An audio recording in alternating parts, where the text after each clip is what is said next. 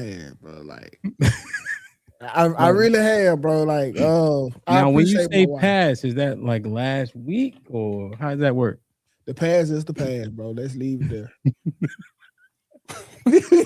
Let's not bring up the. He only behave in Target or something. Let's look at that. Yeah, you could. I think you know what, Jeff. It makes sense. He can go to Target because black women are boycotting. Well, it ain't even the black one. It don't even matter, bro. Like, you know how niggas had the one night stand, bro?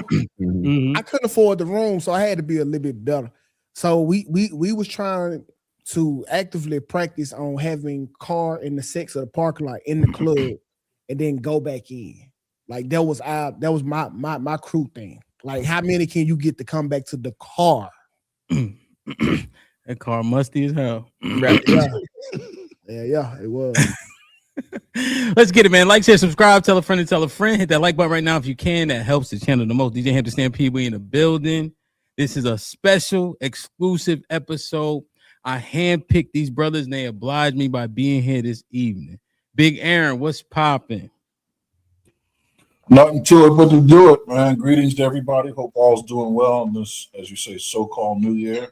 Let's get it back, man. Nothing but the sky's the limit. Indeed. Salute. My young OG Cheeky in the building. Cheek, what's goody? How y'all feeling? I'm good. Man, we doing the right thing, man. Good to see you. Everything good? You take your vitamins and all that? I'm not at that age yet, but soon I will be taking the vitamins, multivitamins, and all that. You know, I understand. I What you appreciate mean? the wisdom. What you mean by that? Appreciate the wisdom on the panel, the gray hairs. I heard it. I heard knees, the bad knees, the bad backs, the good backs. I appreciate all of y'all, man. I appreciate being here. I don't, you know what I'm saying? You still going? You still doing it? Yo, man, grow up. Jeff, what's good, my brother, man? Good to see you. What's going on? Listen, man, I appreciate you for bringing me on, man. I'm excited to be a part of this convo. Indeed, man. Hey, I want to say, man, we proud of you, man. We see the grind you heard in such an acute time span. You making such good waves and wavelengths, putting in that pain. This shit is not easy. Consistency is key. You've been doing a hell of a job at that. I appreciate it, man. I appreciate y'all for sure. For sure, man. I seen him with them two white girls. I said, who the hell?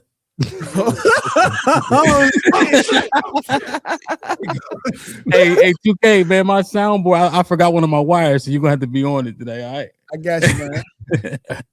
They're international, by the way. It's from Canada. Just keep that in mind. Okay, yeah. Talk your shit. You know what I mean? You know, never mind. Hey, if you anywhere with two white girls and not a sexual assault charge, you the man, bro. You making real strides. Yo, 2K, there's a button it mutes you. Yeah. Hit that button. Okay, that button. Okay. Wow. Mr. White, what's good, my brother? Now we can't hear you. He not on mute, I don't think. Yeah, you're not on mute though. Check it. You on? All right. Can you hear me? Yeah. What's going on? Nothing, man. Chilling, man. Good to be back. Good to see y'all boys, man. Salute to Mr. White, man. One of this might be risky originals, man. He been doing his thing. What's your pod called, eh? I be on it. Well, so you can still tell us what it is. I can't, brother. God damn. Nah, that joint must be on OnlyFans or something. That's crazy. Nah, so what it is, all seriousness though, it's called the 5 a.m. Club. So I got with a few other guys.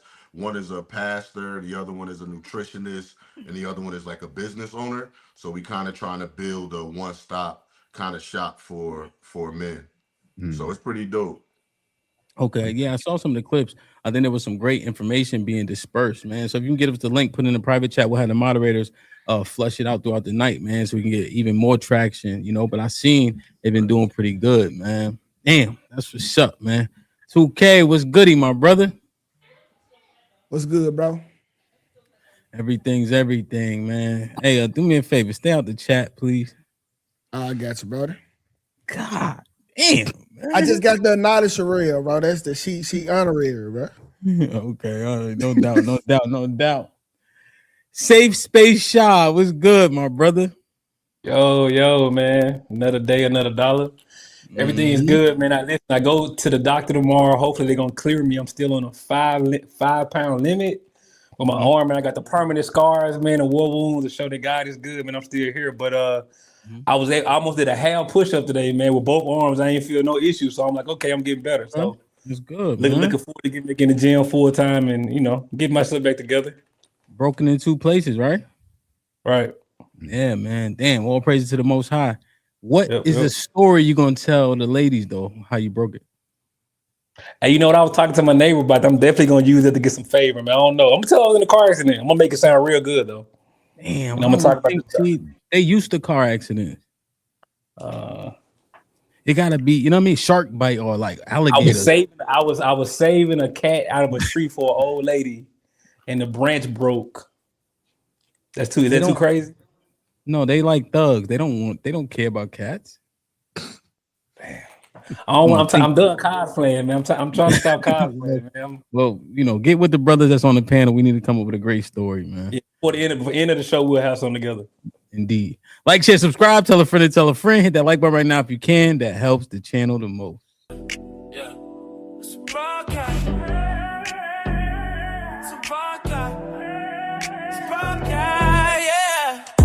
Like, share, subscribe, tell a friend to tell a friend. DJ HAMP about to go live again. So hit the likes, my friend, on your way in. First off, salute the chat. And to all new cousins, welcome back. Heard you searching for the real. Well, this is where it's at. The latest topics and panels, and brother, don't get sent to the bathroom. We got all the stats, too, back to facts in the morning or the afternoon. Tuesday, women's POV, 2 Fridays, dancing, jamming tune. It's a community of real, and we better than the world news. This might be risky, I hope you know. This might be risky. Let's go, let's go. This might be risky.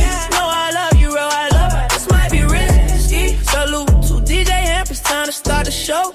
Salute to DJ HAMP, it's time to start the show.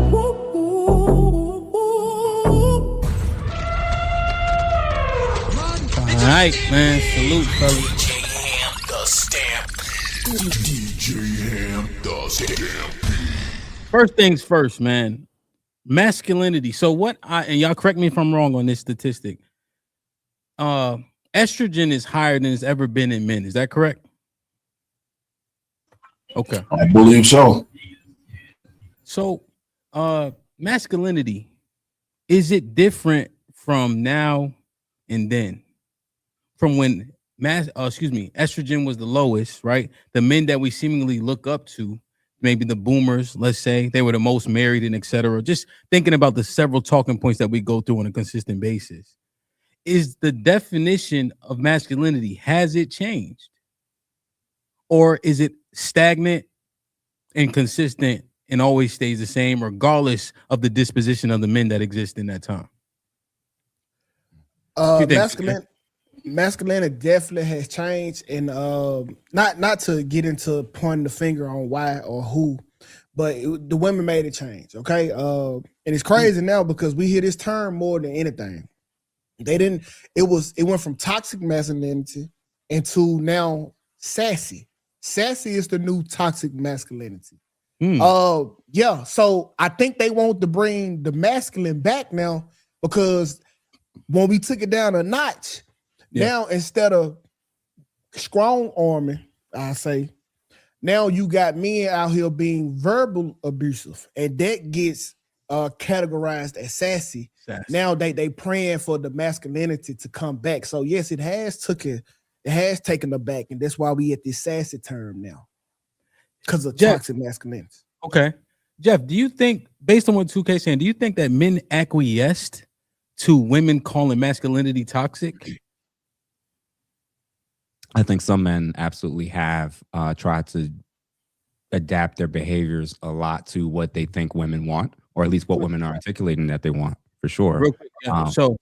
Real quick. So majority of the minority of the men have acquiesced. Majority. Okay. Go ahead. How far? Yeah, it's not even close. I think there's very, very few men that are willing to even be honest about how they feel about things in front of the presence of women, whether it's family members or women that they're related to or look like. That's just not unusual to me.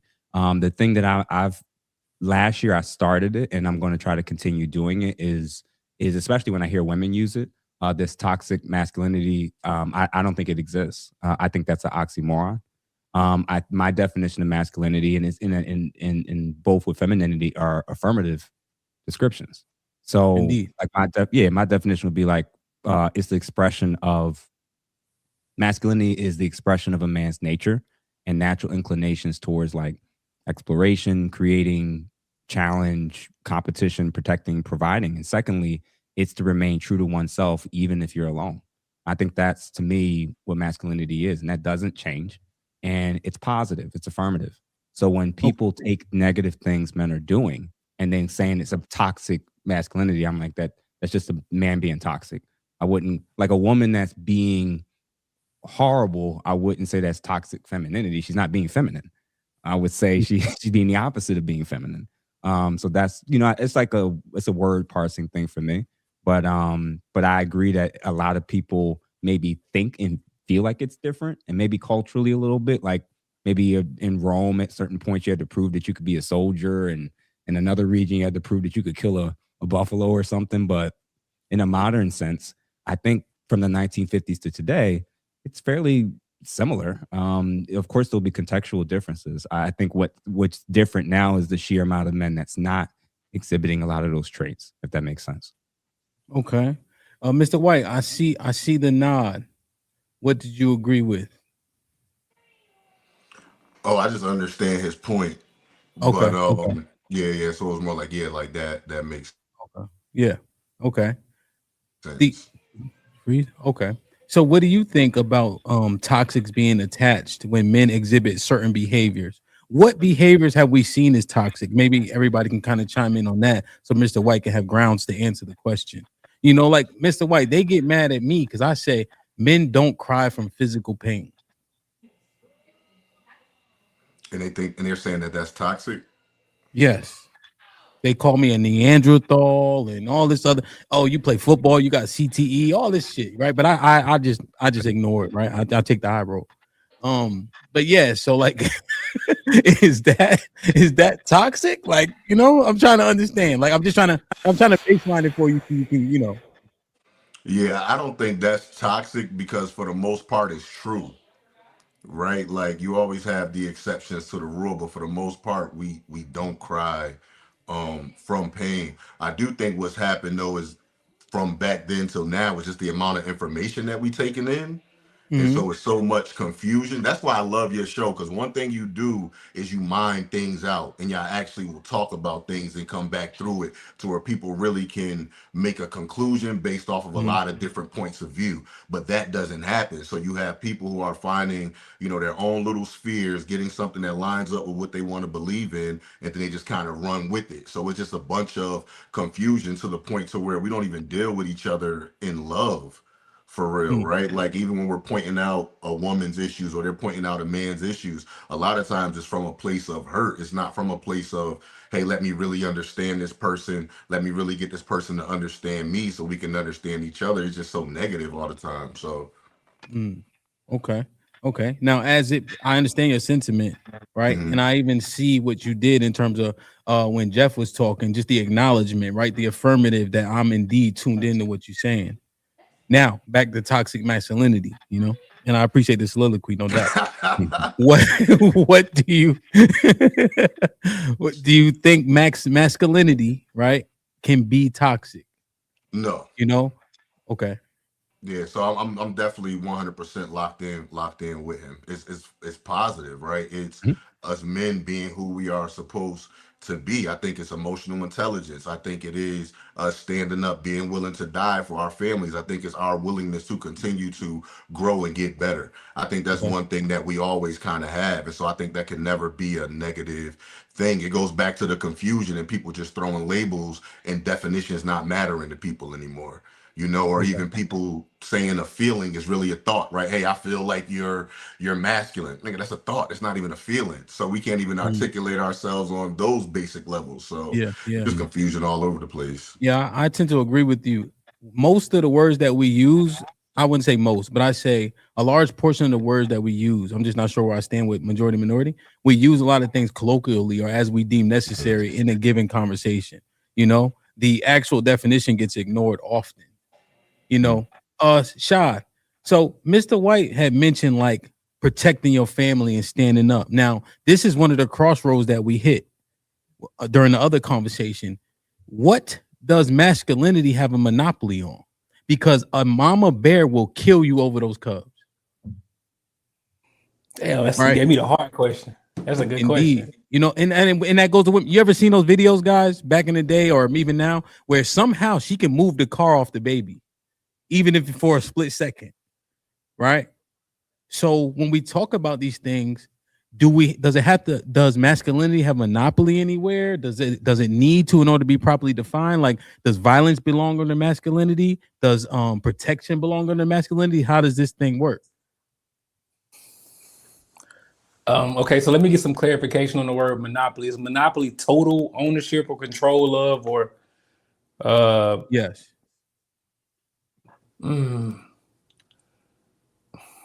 I think there are elements of masculinity that we attribute totally to men or males. Monopoly, no, because I mean there are various scenarios where, and I think even the idea that as people move, I guess on the spectrum, it's a flaw to that person. I think it's somewhat of a misconception. So just to answer your question concisely, no.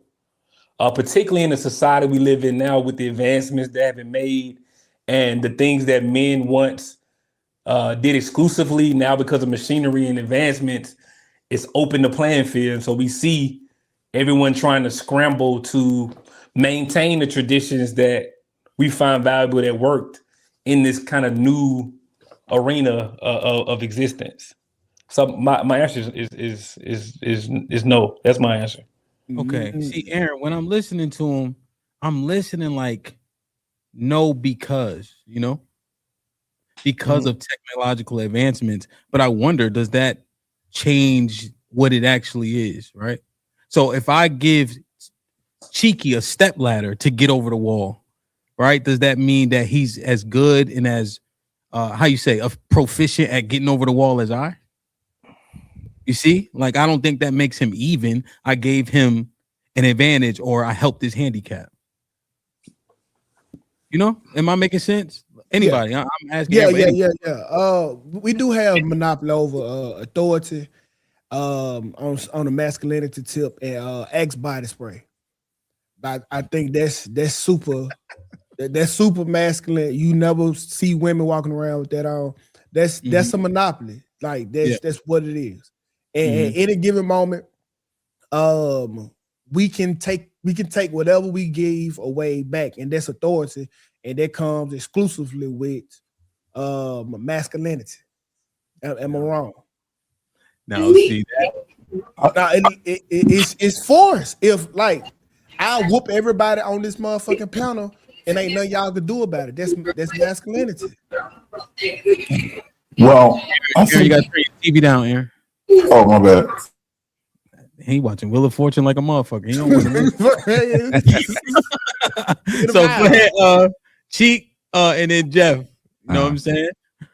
Go ahead. Yeah, I think just generally speaking, I'm with Shad. The answer is no, right? Because the thing about force is there's always been an offset to force from an individual, which has been a multitude of people.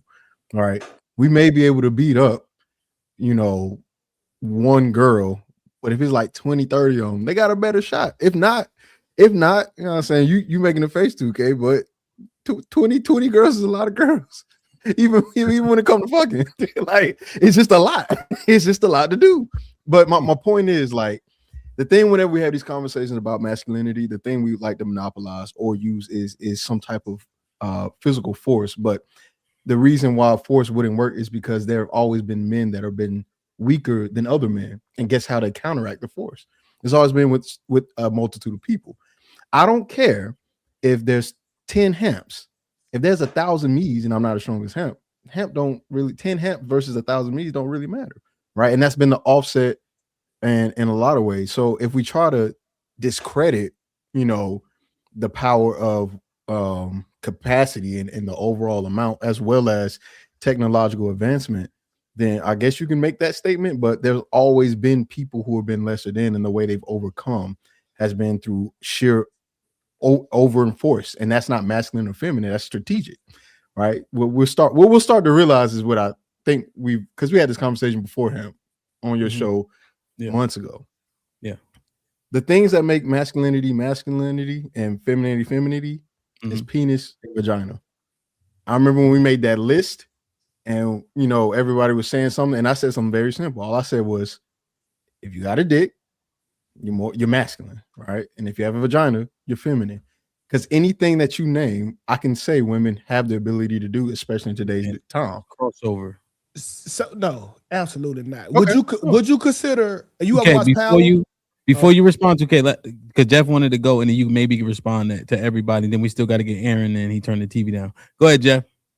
Yeah, I think what's happening in terms of a lot of the confusion about this topic is related to, and I'm just trying to write something down so I don't forget it.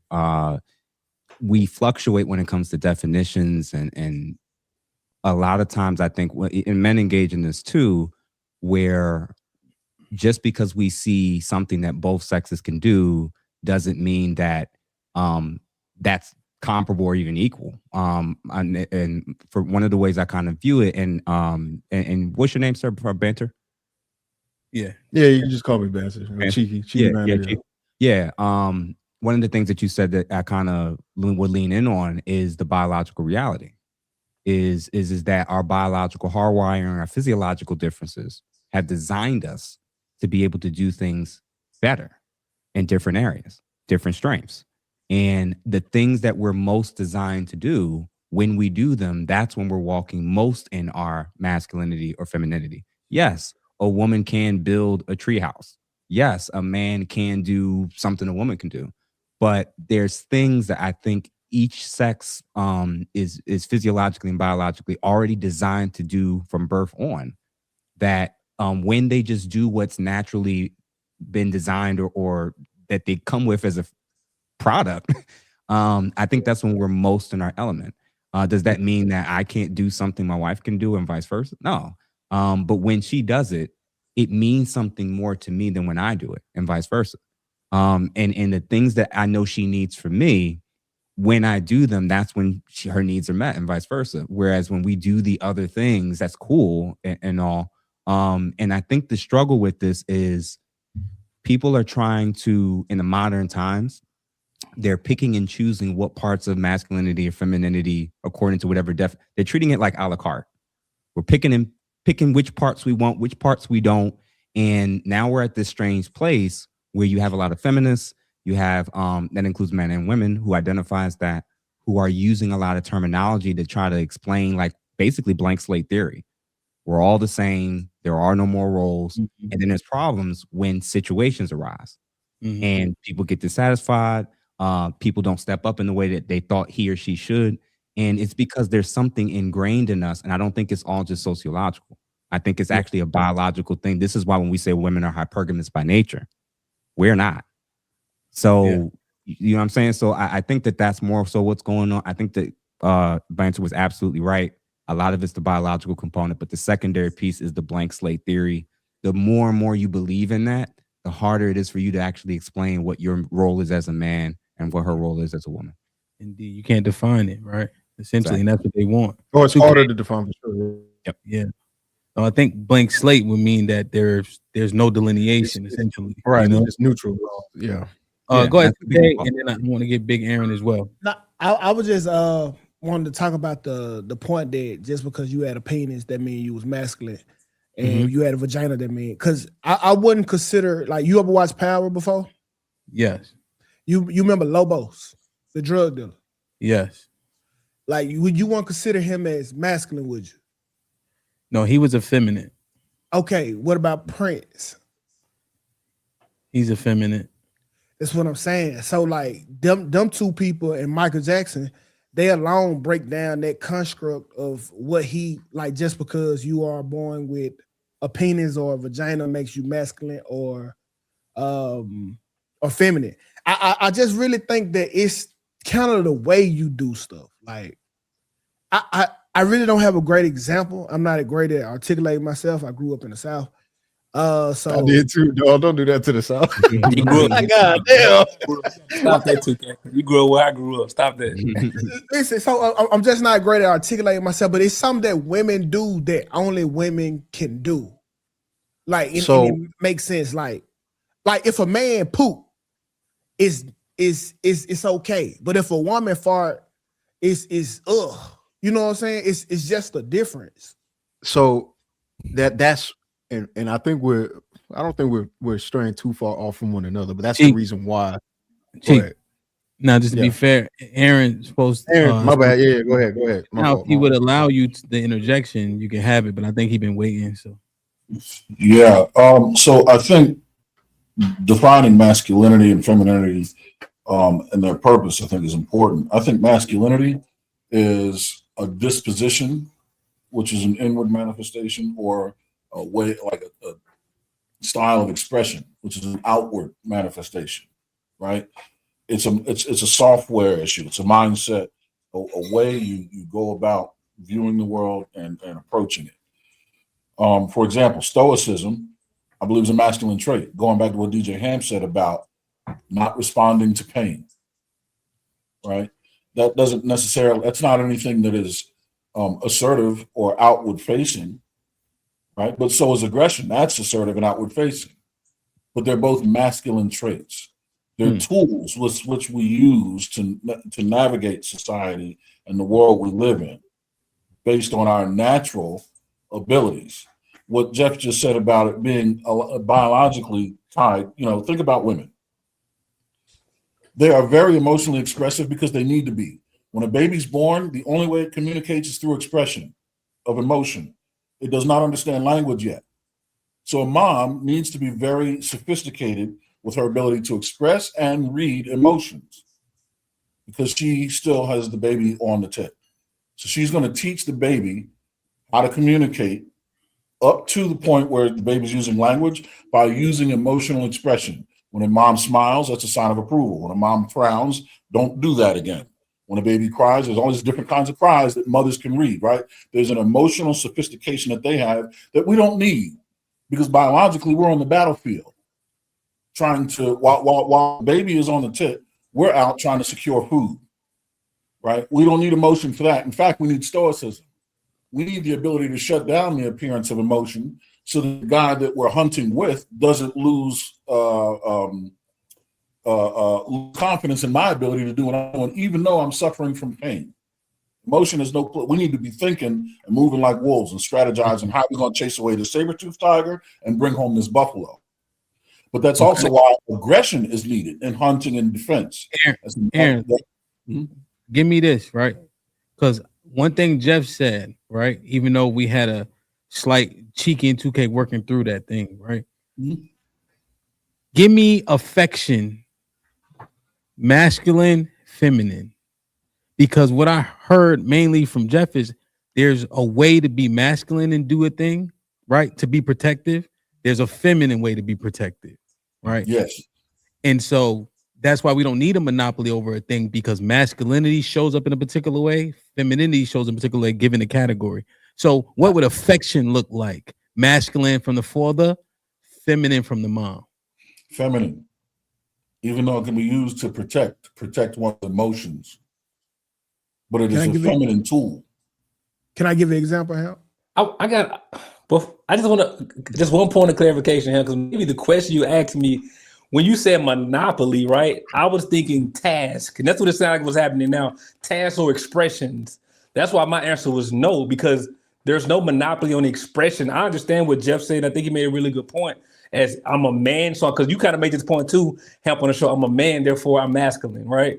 A woman can't be masculine because she's a woman, but she can express masculine. She can perform masculine expressions. That's why my answer was no, because there's not a monopoly because of the expression part.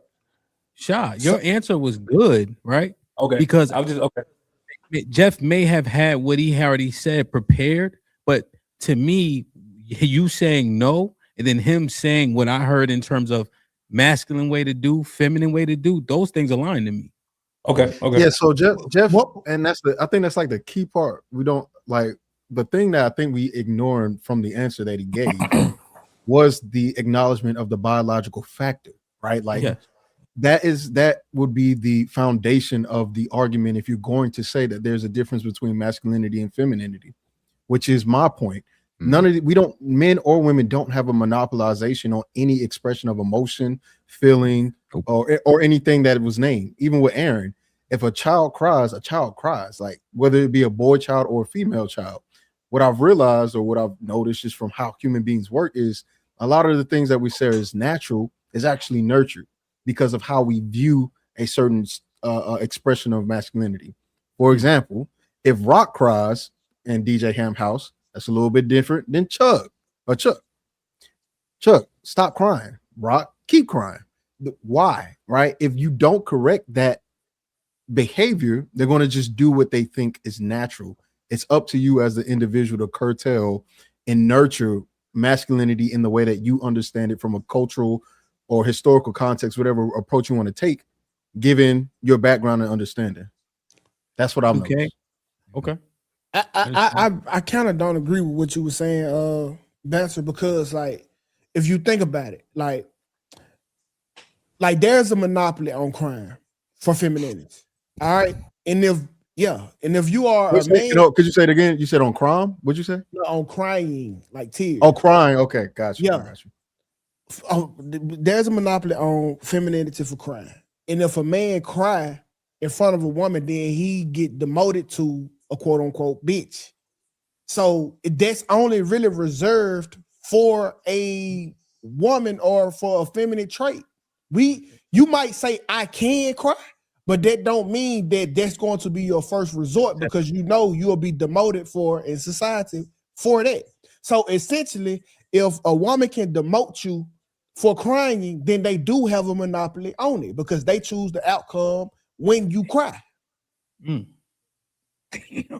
So I would disagree with that. I don't think, and I think rationally, right? This is not a man or woman thing. If you see anybody crying without a reason, you're going to think something's wrong with them. Just something's wrong. I don't think women are going to demote you from crying if your father died or your kid died. If I see a man cry, I'm disgusted. Okay, well but just deal with what I just said. I think that there are moments, right? He is dealing with it. Here's why. Because Jeff, I see Jeff across the street crying, right? I say, what he crying for? Right? I see Jeffetta across the street.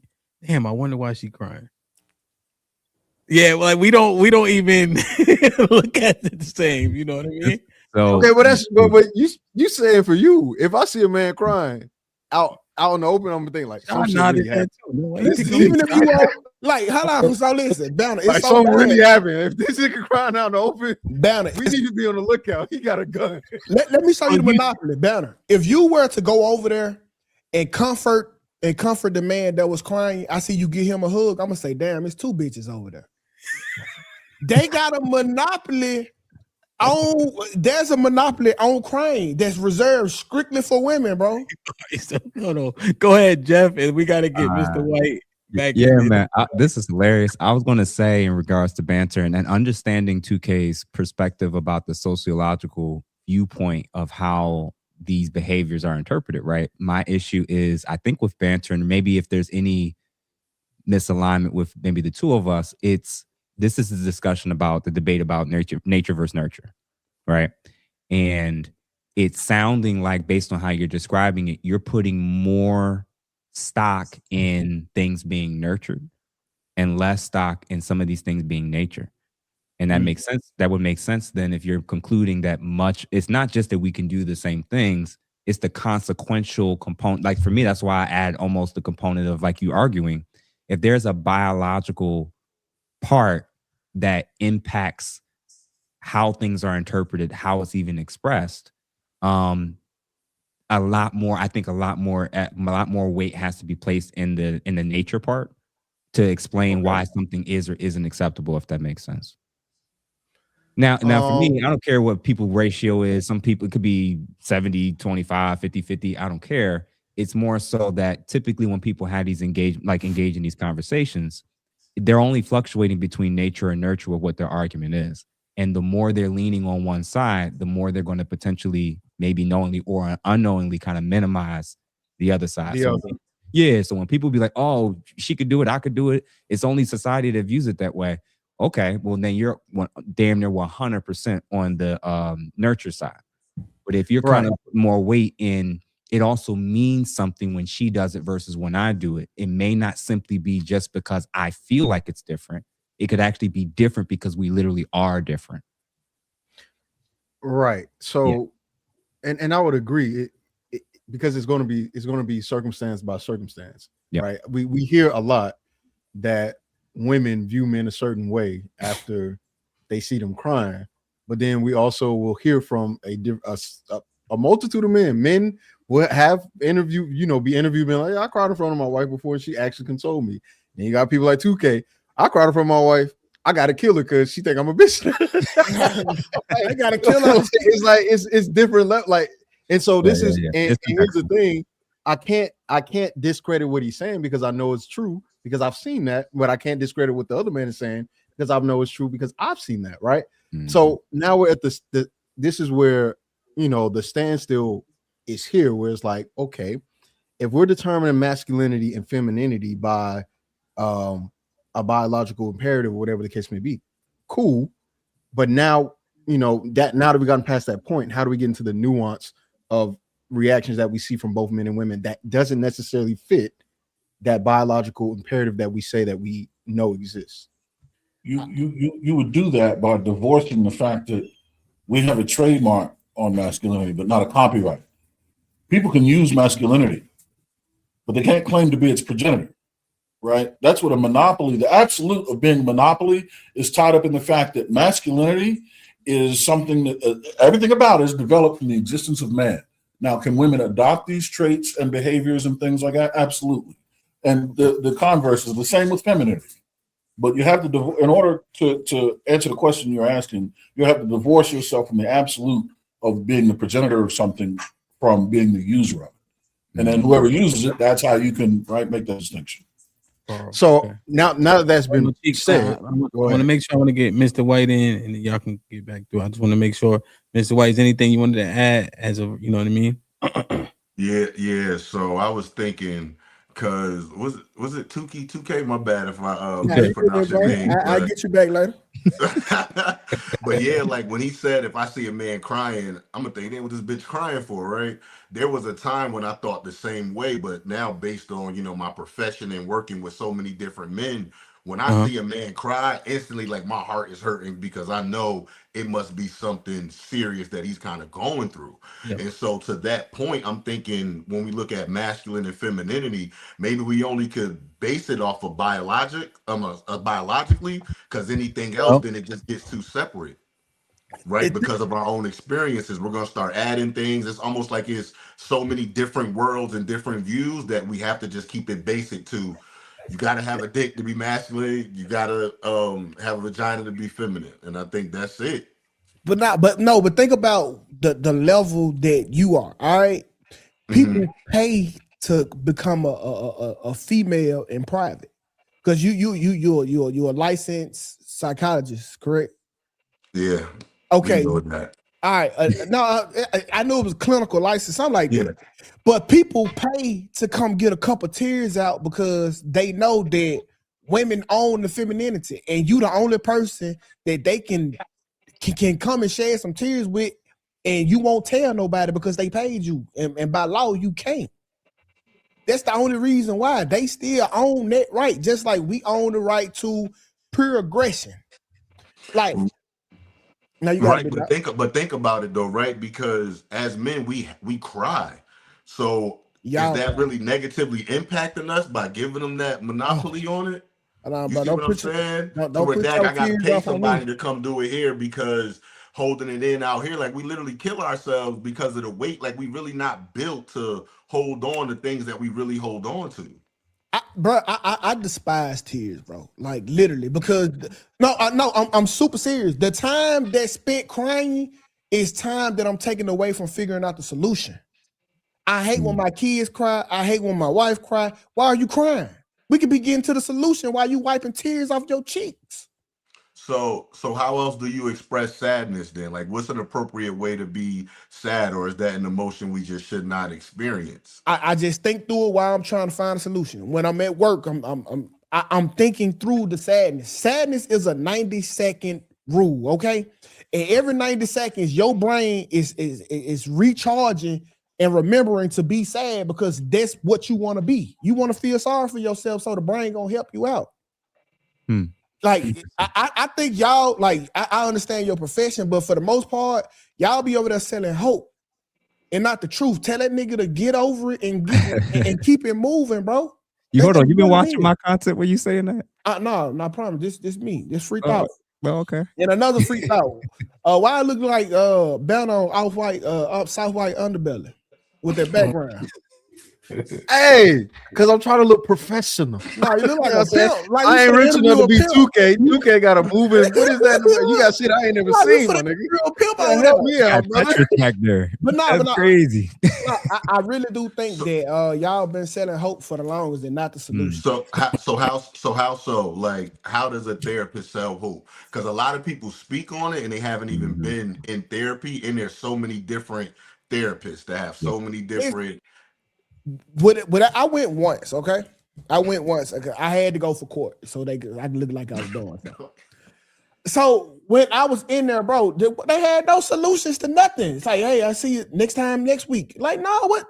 Where's the solution? And everybody I know that go to therapy have to come back next week, and next week, and next week, and next week. I have never heard nobody go to therapy and come out the other side fixed. Interesting. Nobody. Well, You stringing your customers along, Mr. White.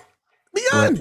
Nah, the majority, well, it does fluctuate, but I'll say within the past 6 months, the majority of my clients have been doing like well. Like it's hard to let some of them go or to even push some of them out. Like, hey, you kind of don't need me no more. So that does happen. But the majority of our job is not to give you the answers. Hey, you ever search for a new issue to keep them there? No, we literally start off, hey, what's kind of going on? What are your issues? What are your goals? We make sure that they're measurable, and then we walk through the goals to help you reach your goals. If I can't help you, hey, I'm not the right fit for you. You need to try something else. I'm not going to just keep meeting with you just to take, your money. So you're not one size fix all. Nah, absolutely not. I know I'm not for everybody at all. Like, I don't do that well with kids. I mostly do well with men who are in transition. So like divorce, becoming a new father, new job, lost job. Like those are the areas that I kind of specialize in. And a lot of it's because I dealt with it personally as well too. I just also have the skill set to help them. Yeah, I was divorced and now I'm remarried. Okay, yeah, I need a card, bro. I need to come Sorry. My shit on the road right now. Okay, I was going to say, 2K, two things I was thinking about when you said that, you went to therapy once. That happens with a lot of people, man. And I understand first that perspective. And I think what happens is people go in, they have a bad experience, or they see somebody who's gone a long time and their perception is like, that's therapy and that's all therapists. The reality is like it's a very eclectic, diverse field of different orientations. You got solution-oriented therapists, right? You got people who, like, that's literally what I'm do prolonged exposure. All we focus on is addressing your trauma to decrease your PTSD symptoms to get you back out there. So, and my starting statement with every person that comes in is, my job is for you to not need me anymore, and for me to lose this job with you. So if you're meeting with me too long, there's a problem. And what you're not distinguishing is ethical therapists versus non-ethical therapists. I feel like go ahead. The solution to a lot of problems, man, and this might sound unethical because y'all are professionals. I feel like busting a nut, bro. Like, after you do that, shit is okay. Like, I don't give a fuck what you going through after you bust that. Okay, so like, it's done. So I want us to pay attention real quick. I want us to pay attention to what's going on, right? Like, this is part of masculinity as well. It's definitely more simplified and more like, I know what it is, and then there's other aspects that's that's more like, okay, what more? There's more depth to it. Not to say 2K is shallow or anything, but 2K straightforward. 2K is He already explained himself. When I seen that clip of "We Need to Bring Spankers Back," I was like, "That nigga from the 50s. I know him." And it's okay for him to be there as long as he abide by the laws, rules, so he don't go to jail. You know what I'm saying? We want our brother free, but that's part of masculinity. So now the question is, because if we have this expression in such a wide range, now how do we determine what's more masculine and what's too feminine, and who's not? Is Prince a woman because he do what he did, or Michael Jackson? No, they still men and they still masculine. It's just on some spectrum, and we're trying to figure that. That's the conversation, is trying to figure that out. Like, where though? Where the hell are you at? Because nigga, nobody wear his but you. And then we know 2 days, nigga, if you don't take them heels, I'm gonna beat your ass. I don't do strong arm no more. I think the answer to that if I think you back up in the conversation when Mr. White was saying that people need to cry. You can't live with all that pressure. It's debilitating. I think what we need to discuss is catharsis.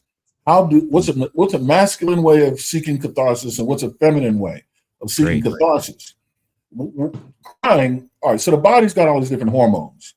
Crying is an indication of there's some cortisol, there's some adrenaline. These are adjutant, right? They're excitants. Same as testosterone. So busting a nut reduces one of them. It brings you kind of back down. There's a cathartic result that happens out of reducing your hormonal inflammation. Right. Right. But another thing is catharsis for men, because part of masculinity is productivity. We are very solution oriented. Getting straight to the solution process brings us comfort. We don't need to cry about it, whereas women may need to cry about it to balance their hormones. They're much more hormonally sophisticated. They have 4 hormonal cycles in a month. We have 1 in a day.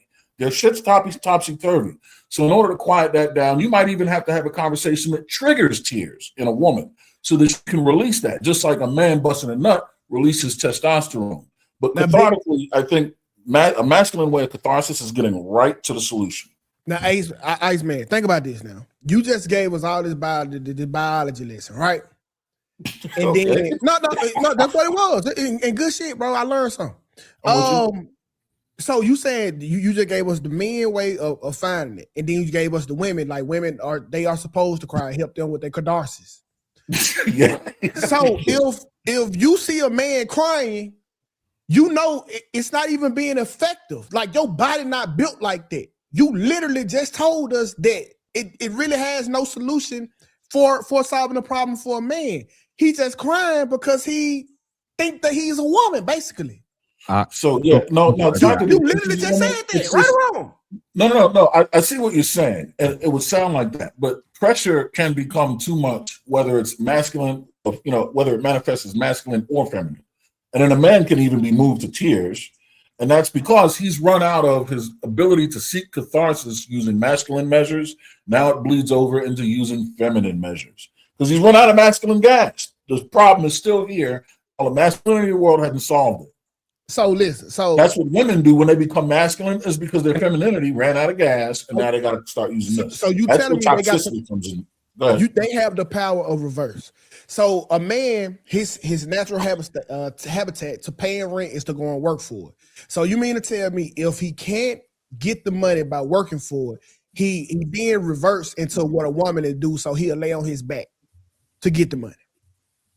Is that what you by that logic you just gave me? No. Again, I think that's an oversimplification. But what you're describing is giving up, and yes, I think men are capable of giving up. Giving up is feminine? Yeah, hand back. Giving up is feminine, yes. No, it's not. It's just loser shit. Yeah. You know what another word for giving up is? You haven't heard that much. Wait, there's another word for giving up. Yielding. That means you slow down. So I'm listening to kind of the transitions, and I guess I'm wondering, and this happens all the time, right? You get around men and everyone starts to kind of give you their interpretation, expression of masculinity, which is okay. But then I think what could get problematic for me is then we start doing, so like let's use crying. So once a man starts crying, he leaves the realm of masculinity. Yeah. That's what it seems like is being said, but I don't think that's actually what y'all mean. That's It's what's not being in said. Lee's realm. Right, that's He's what's being young said. now. When you start crying, you become feminine. But So then in 2K. the beginning, we saying no, that's not how it works. If I'm a No. man, I'm masculine. So reply. 2K and Banter kind of said it's more contextual, right? Right. So I'll give an example real quick, and then everybody else can respond to this. I had a teenager when he had a drug and alcohol program, and I believe he was like 16. Damn. Basically what happened, man, was he started smoking as a result of being told, his mother getting a call from the police stating that his brother had been shot.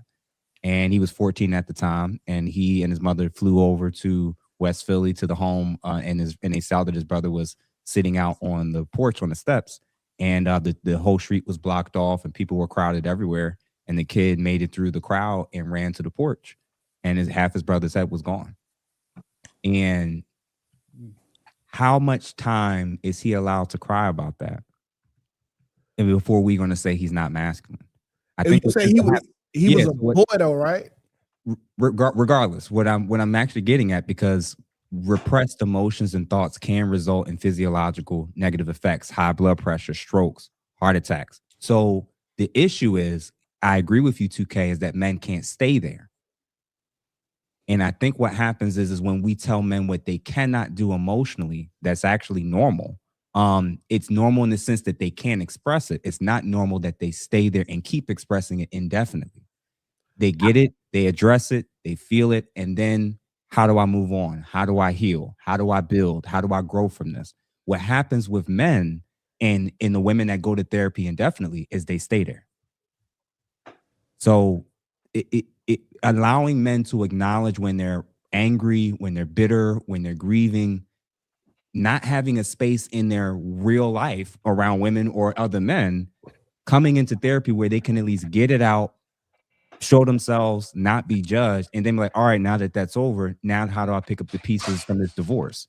How do I pick up because what happens is when men repress that, that's why we had the self-deletion rates that we do.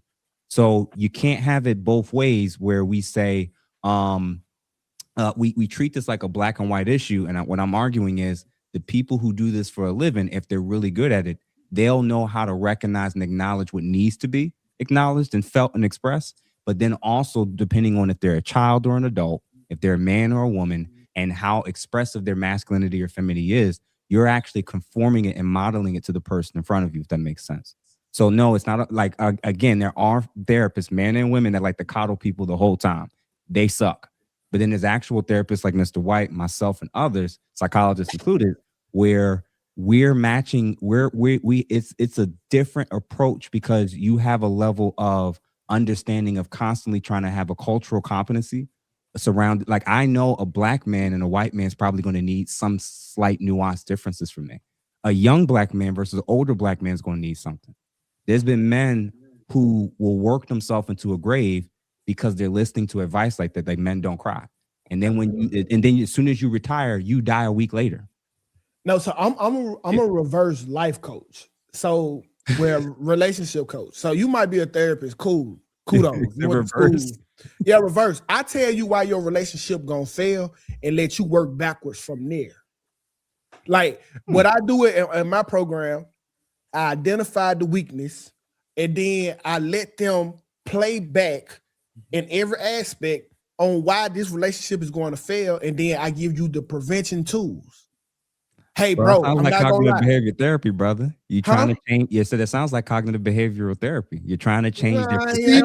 I don't need all them words, bro. I'm just saying, you trying to change their perspective. I don't need on what's all them wrong. words, bro. Brother, that's what you was meant for. You supposed to be doing what we doing. Exactly. He just a therapist. I'm not a therapist. I'm a reverse life coach, bro. And it's when I start calling myself a therapist, I really lose my true meaning of what I want to do. I go from trying to help the community to trying to make more money, like brother Jeff and brother White here. So You it's think cool. we got rich off of therapy, brother? I think y'all trying, bro. I see all the plaques on the wall and shit. He didn't get that for nothing. He bought those, brother. They ain't paying like that. They're mental health. Listen, this ain't nursing, brother. They ain't paying us like that. We got to help with everything. Why you think I'm on social media? So where are we, fellas? What are we at? We've been talking for 55 minutes. What ground have we gained? Have we gotten the first down? Yeah, Banter say he's going to cry on live, so we can get a real like. Nah, I'm for real. I want to see tears and I want to see the reaction. Yeah, I got you, bro. I'm gonna work them up. I'll do what I can. Yeah, do what you can, bro. And I want to see, like, let's have an experiment. Let's see where we get with that logic that y'all running with. Because all these big words, it sound great. But in real life, when words don't matter and only actions do, I tell you right now, don't do it. You will be feminine. It's something about you ever seen a stud try to be masculine, bro? It's like I hate studs, bro. They like great value men. I seen a stud was playing with a baby boy, but she was trying to rough him up, like roughhousing. But it was like she was attacking the little boy because she had no idea on what masculinity really was, bro. It was like she was trying to roughhouse him, but like she was slapboxing the nigga at the same time. And I looked at her then, I was like, hey, just stop, G. You gonna hurt the boy. And she got mad at me and tried to fight. But yeah, but whatever. That's the story for another day, bro. But masculinity don't look right on women, just like femininity don't look right on men. Get it together, fella. I'm gonna tell you this, man. So that's his perspective, right? There are other people on the panel. Yeah, there's men. So 2K, when you say it's about outcomes and results, there's men who are still alive because I provided the one place that they could show those emotions, so that they can then pick up and be the version of what everybody else expects from them outside of that. You said, yeah. Let's talk about great men. Let's talk about Martin Luther King. He went to therapy. Nope. Let's talk about Malcolm X. He went to therapy. Nope. Let's talk about Huey P. Newton. He went to therapy. Nope. The great men don't sit down in no chair and express his problems. He come out with a solution. You don't when think you talk to 2K, when you talk to HAMP, we not talking to therapists. We busy in the field finding the solution to be great. Bro, you caught up on the title. We're talking about brotherhood. We're talking about brotherhood. That's a different thing. Well, we're talking about seeking wisdom. We're talking about seeking an outside perspective. Whether people were going to a priest, whether people were going to a friend, whether people were going to a licensed professional, you're always, periodically, it's okay to check in with somebody about am I doing things right, handling things right, or I need a different perspective. We just get paid to do it, and we get trained to look at it from different angles. That's really it. When you go in the barbershop, when you asking your grandfather question, it's no different. It's no different. Yeah, but they don't charge. That's what I like to call you. Yeah, they may not be. He said they don't charge you though. That pastor do though. Yeah, I agree with y'all because I've been to therapy, then I've had therapy, right? So my second phase of therapy was sitting down with men who also didn't have a father in the home, seeing how they navigated that, talked about the benefit of forgiveness, right? The first time I sat down with someone, a conventional therapist, and I had a conversation. So I agree with y'all. We get caught up in the term therapy, and we think it always means sitting down with a person and with a notebook, and they say, "Tell me how you feel." Because I think men need more brotherhood. Men need more opportunity to sit down with men who have similar struggles and talk it out, right? And then you find out that people come from similar backgrounds, the same problem, have overcome that. I think what often happens in these conversations, I'm gonna use a basketball analogy. I know him gonna hate that, but it's cool, right? So like with basketball, you got your fundamentals, right? And I think as men, we struggle a lot of times to kind of state those fundamentals clearly that are universal, that I think no matter where you go in the world, these principles of masculinity, everyone agrees on. I think what often happens is, I'm gonna use a basketball analogy, we start comparing the bag. Because in basketball, it's like you gotta have a bag, right? People criticize LeBron because they have a bag, but he got the most points in the NBA. You see what I mean? We start saying, now my bag better than yours. Your bag trash because you can't do the tween step back crossover. But I got 40 just backing y'all up with the fadeaway. So the results are what they are. My bag is just different from yours. There's really no need to compare our bags if we have defined those principles that are universal, that all men say, yeah, I think all men need to get and follow, understand completely these principles. And, so I guess some people develop those principles from religion. I guess those who are not religious, they find secular ways through a father, through an uncle, through a mentor. But I do think we struggle to identify those like universal principles, and we get into like the bag discussion. My bag better than your bag. I have no idea what the fuck you just said. You don't know about the bag here? Look at him. He ain't playing no basketball. Never heard of it. Because football players will have a bag, man. So I don't know how the football guys will work here. The swim technique. So sounds like a tad bit of a pivot, but I like it.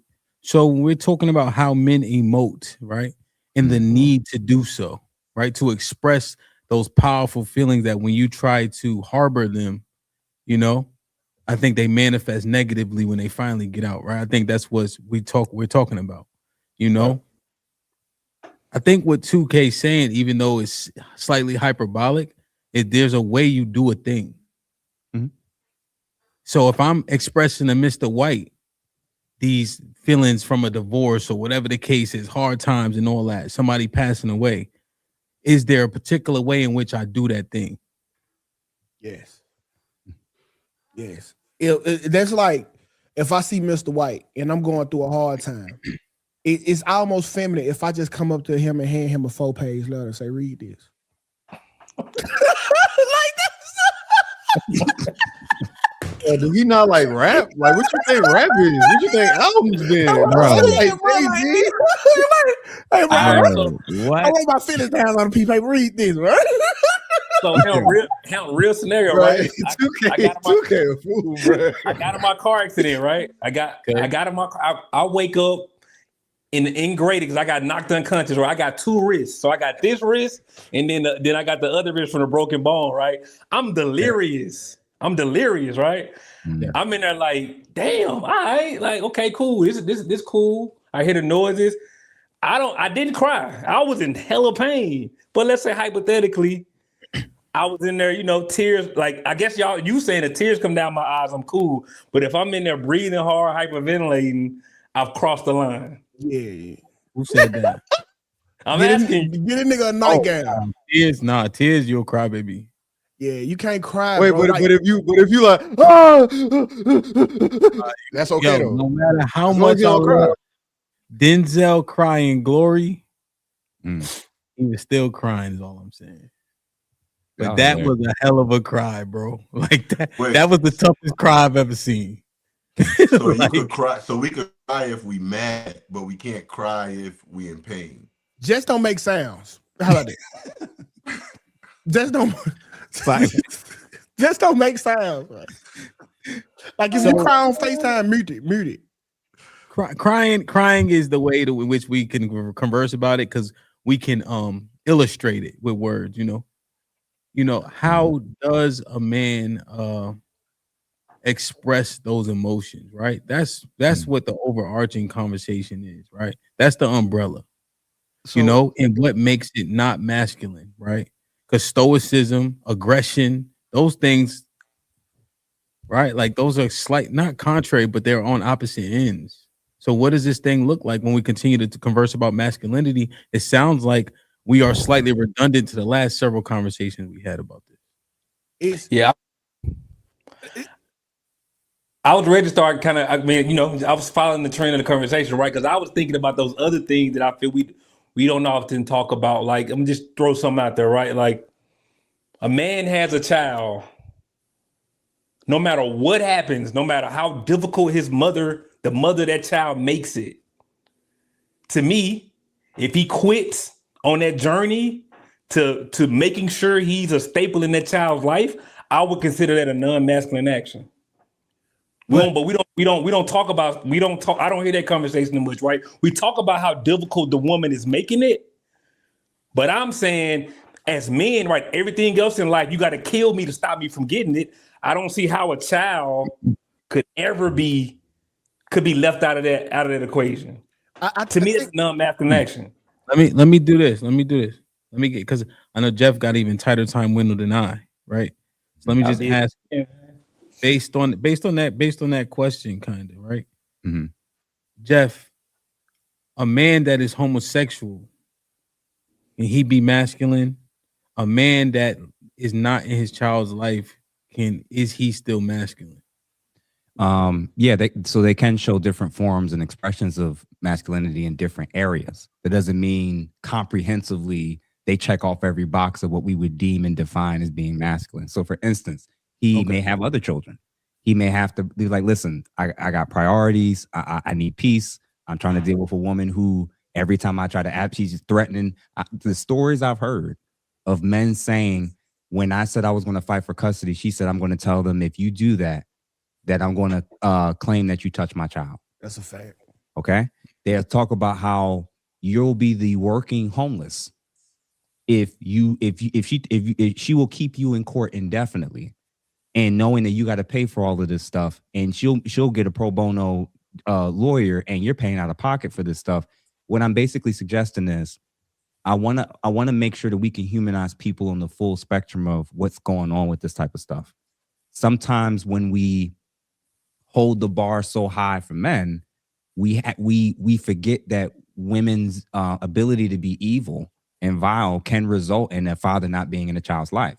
It's not always because you're not a good man or that you could have been a great father. It could have also been, simply put, if you want to survive, if you want to live, if you want to continue moving, sometimes you got to make that tough call. And it's insane. I've said it to people before. The idea that a person has to fight for a child is already the initial issue I have. If the other party already thinks that you have to put up a fight in order to see your child, the onus is not on the other person to fight. We're both biological parents, or we're both legal parents, but one of us is being treated and recognized by society and the court as an actual custodial parent, and the other is not. Right. And when you have a system set up like that, a court set up like that, a society set up like that, and it's reinforced, I'm okay with acknowledging that there's probably certain instances when a man, for his literal sanity and his ability to just keep, sometimes men, the hardest thing in the world is to be able to build up a life so that when your child turns 18, they can hear the truth, and then you can try to establish an opportunity that you weren't able to have when they were younger. That happens. Not all women are going to allow it. Not all. It's just the reality of it. So for me personally, to kind of close out, I really, really do think, and Shad, is it Shad? Shad. I really appreciate you trying to bring it back to what's the core things that we're using from a measurable standpoint when we define a man as being masculine or displaying masculinity.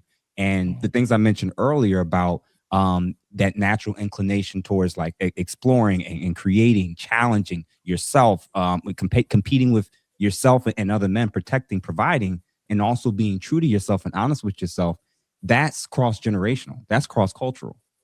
And so to me, that's a good starting building block, where it's like, when you're most tempted to not be those things, or how successfully well can you express those things? When men are declining because they're sad, broken, humiliated, depressed, grieving, they oftentimes can't channel or live out those things right now. So your job as a mentor, as a coach, as a therapist, as another brother, is to try to help him get back into that space. Help him be able to feel competitive again, not fully give up. Help him to want to be able to protect and provide and get back out there if he gets knocked down. That's the goal, is to constantly get him into that space where he's at his most optimal.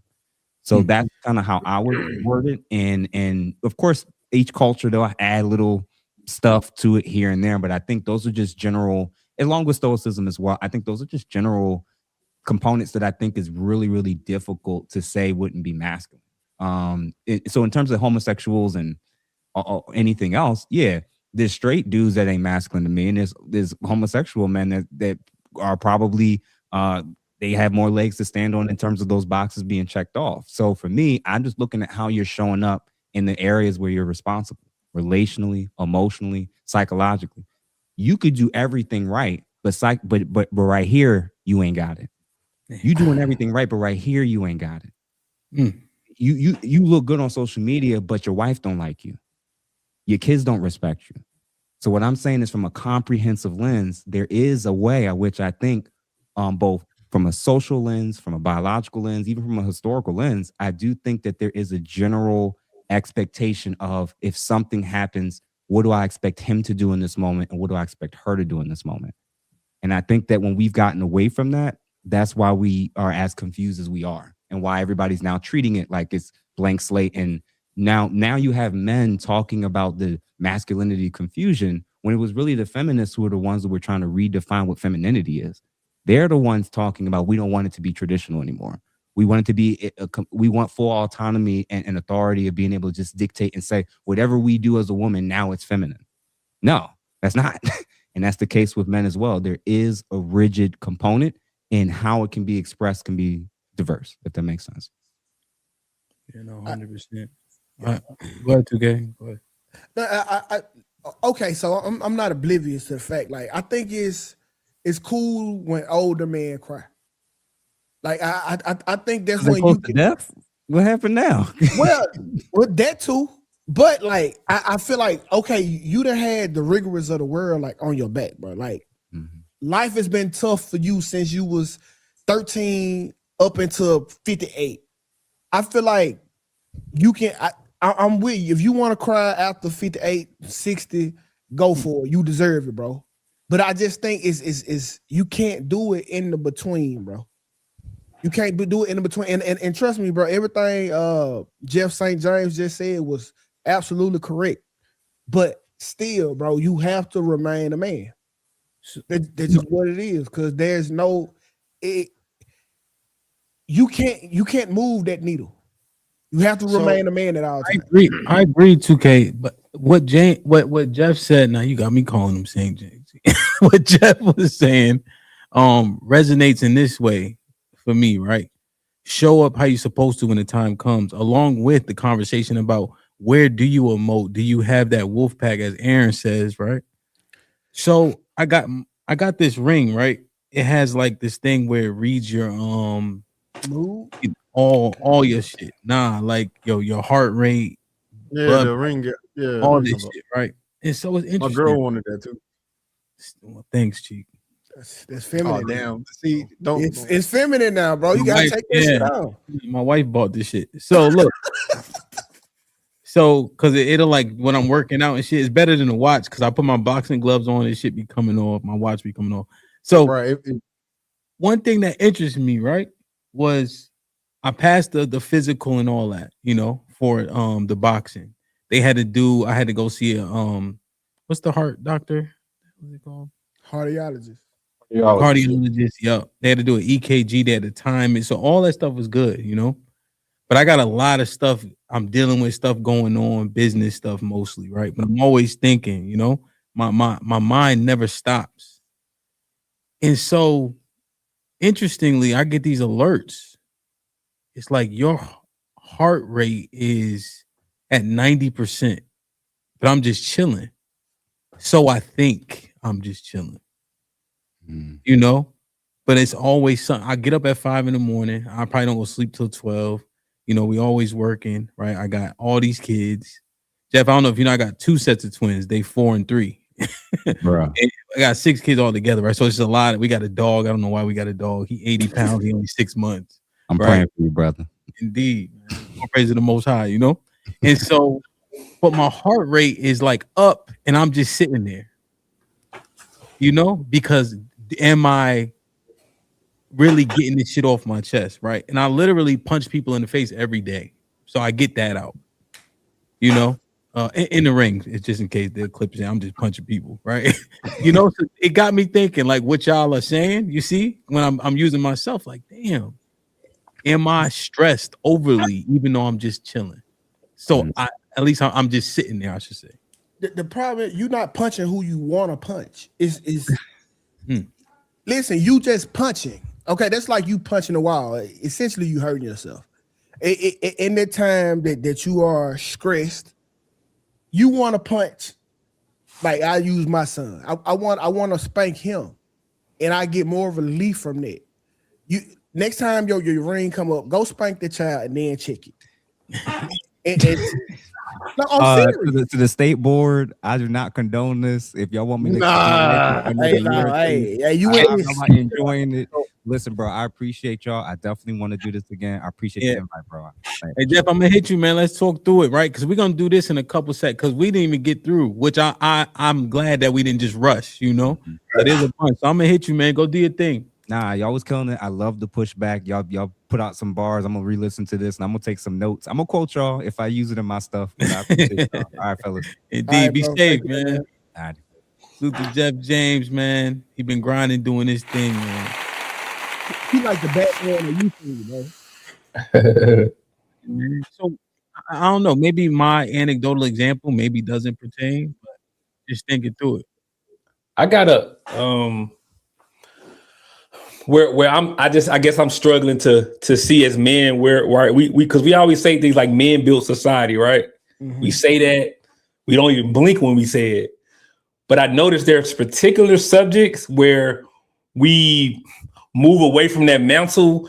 And so I think like the child aspect is one of those things I noticed where we like, nah, the women have the monopoly over the children, and men kind of go, the court system is fucking us, which we all agree it does. But then I say, well, how is it the same men that built society somehow forgot about the child support system, or the child court system? And then let's say, okay, the next question is, let's say it's not our fault, right? It's our forefathers' fault. They didn't have the foresight to make sure that men had equal footing in that arena. But I'm saying I don't necessarily see. Well, okay, let me say this. I do hear men talking about it more. So maybe I'm looking forward to men collectively saying, all right, y'all, we gotta kind of recalibrate how our interaction with the child court system, because it's not working in our favor. But there are a lot of conversations that are centered around women where it feels like men concede to the power of women in some ways. And I'm wondering, when we talk about masculinity, it seems that there are aspects that we don't want to be honest about, where we kind of concede to the women's power. And I think the child court system is one of those most obvious cases where men put their hands up and say, no, they got us on this one. Okay, Shaq. So Yeah, let's do this. Because we can. What's tomorrow? Thursday? Maybe we could do something, because I just got an obligation, Come on, superstar. Hey, man. Yeah, my man Troop over here. We said, you know what I mean? We get it. Don't call me, I'll call you. You know, the regular shit. Right. So, cause Shaw, that's an entire crazy. We got to break that down, Sean. I can explain it to you wholeheartedly. Really, okay, we can put a pin in it. Yeah, because I think that starts an entirely different convo, you know. But a great one that needs to be had in its entirety, you know, without interruption. Okay. Let's do this, man. Salute to y'all brothers. I love y'all. I appreciate y'all. Any final thoughts on what we conversed about this evening? My final thoughts is listening to the conversation, especially about monopoly. I think that's why a lot of our kids are suffering. 2-parent household got a monopoly on the children, and because of that, they are getting lesser from their parents. Talk about that another time. Yeah, let me write that down. Shaw, what up? Go ahead, G. Go ahead. No, I think the final thoughts for me would be this masculinity spectrum, right? It just needs more conversation. I think we already know the more simplistic thought, which is, you know, men do this, and then the therapist, or the more, you know, nuanced thought is, well, men do a lot of things, right? And so this conversation, again, this is something that's it's taking multiple shows because it's very complicated. And shout out to 2K, man. I don't mind the jabs. I'm thick skinned. He funny as hell. So appreciate you showing up. Indeed. Shaw, what's popping? Yeah, I think, you know, we're the man that's kind of in charge of the new frontier. So I'm looking forward to having those conversations, those things that seem to be kicking us in the ass as men. What are we going to do to make sure our sons aren't dealing with the same issues? I think that's a charge that we got to take. And I think we're doing a lot of fighting with the women right now. I'm not sure if we are doing it. I just think we need to focus on it a little bit more. So looking forward to having that conversation. That's a fact, though. Mr. White, what up? Final thought, man. Continue to have the conversations. You don't got to do life alone. Men need other men. So whether that is getting with a professional or a coach or a leader or somebody you kind of look up to, you don't need to carry all that stuff around to make you, you know, masculine. I think the main thing about masculine is that you're willing to have self-awareness within yourself, and you are willing to continue to go forward, to continue to improve in the different areas of your life. So, Indeed. Big Aaron. Yeah, like I said before, masculinity and femininity, I think, are tools that we both use to navigate the world. Men and women have a patent trade on masculinity and femininity, respectively. If you don't have a copyright, there will be times in life where you need to use the other. It becomes toxic when that tool isn't used as a tool, it's used as a weapon. Don't do that. But yeah, man, tune in for the next episode. I can't wait for that to happen. I got some new viewers in the chat. I'm keep you guys abreast of what's going on over here. You got to stay tuned, man. It's a dope situation. So Indeed.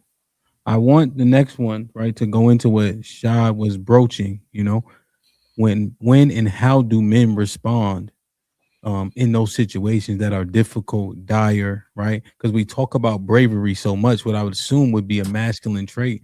And that's when you do things regardless of fear. You know, I also want to talk more through masculinity as it pertains to accountability. Are men accountable because we're accountable? Or are we accountable because society holds us as such? I think what Shaw broach coincide, which is why I want to do those simultaneously. 2K simultaneously mean at the same time. I want to do. Nah, I got that one. Okay. I had simultaneous sex before. What does that mean? Hold on. We don't want to break that down. It's called a threesome. I know what simultaneously mean. So, hey man, dope. Let's keep this going. I'm gonna make sure this direct panel. We might add a couple people. We're gonna get St. James in the building, and we'll be good, man. I love y'all. I appreciate y'all. Be safe and do the right thing. Yes, sir. Like, share, subscribe. Tell a friend to tell a friend. We out. Yeah. All right, boy.